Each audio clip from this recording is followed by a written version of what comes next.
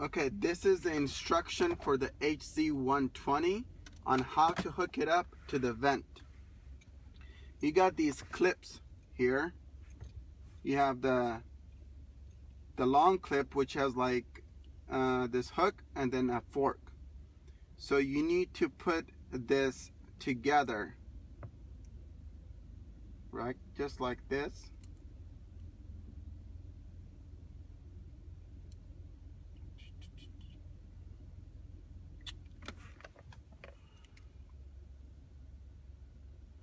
Just like this.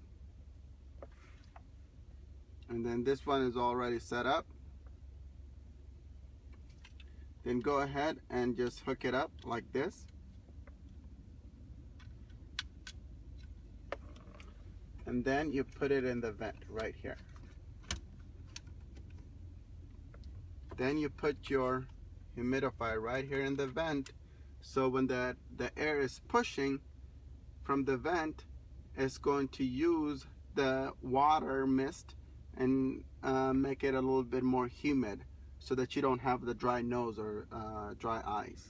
I hope this instruction has helped on how to use Canary Products HZ120 car humidifier.